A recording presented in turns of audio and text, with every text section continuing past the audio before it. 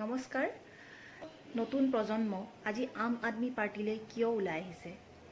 শিক্ষাৰ্থীসকল বা যুৱ প্ৰজন্ম তেওঁলোকে ওলাই আহিছে অৰবিন্দ কেজৰিৱালজীৰ আদৰ্শ দেখি আৰু শৈক্ষিক ক্ষেত্ৰত তেখেতে যি গুৰুত্বপূৰ্ণ অৱদান গ্ৰহণ কৰিছে সেই কাৰণবশতঃ হয়তো তেখেতসকলে ওলাই আহিছে।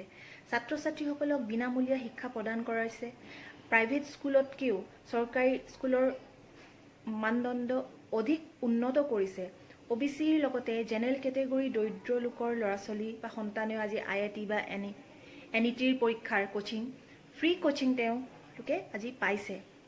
সেইদৰে ডাক্তৰ IAS বা ইঞ্জিনিয়াৰ হোৱাৰ সপোন এতিয়া টকা পইচা নোহোৱাৰ বাবে আধৰুৱা হৈ ৰ'বলৈ অৰবিন্দ কেজৰিৱালজীয়ে দিয়া নাই। তেওঁলোকে অৰবিন্দ কেজৰিৱালজীৰ কোচিং চেণ্টাৰৰ সম্পূৰ্ণ খৰচ তেখেতসকলে বহন কৰিছে। দিল্লীৰ শিক্ষা মডেল অধ্যয়ন কৰিবলৈ আনকি আমেৰিকাৰ প্ৰথম মহিলা বা ফাৰ্ষ্ট লেডি মেলানিয়া ট্ৰাম্পো দিল্লীৰ চৰকাৰী বিদ্যালয়ৰ মডেল অধ্যয়ন কৰি আমেৰিকাৰ লগতে সমগ্ৰ বিশ্বতে আজি হেপিনেছ ক্লাছ ব্যৱহাৰ কৰিব লাগে বুলি মন্তব্য কৰি গৈছে।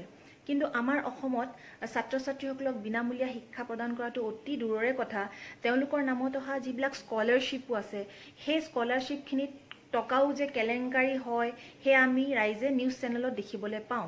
কিন্তু এতিয়া আমাৰ ৰাইজেও বুজিছে যে দেশৰ জনতা শিক্ষিত হোৱাটো বহুত দৰকাৰী হয় আৰু শিক্ষাইহে দেশৰ উন্নতি কঢ়িয়াই আনিব।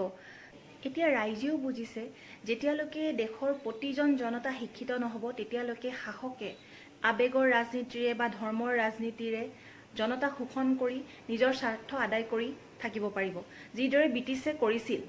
গতিকে আহক আমি সকলোৱে মিলি আম আদমি পাৰ্টিৰ দ্বাৰা এখন শিক্ষাত আগৰণুৱা অসম গঢ়ি তোলো। ধন্যবাদ। জয় আই অসম।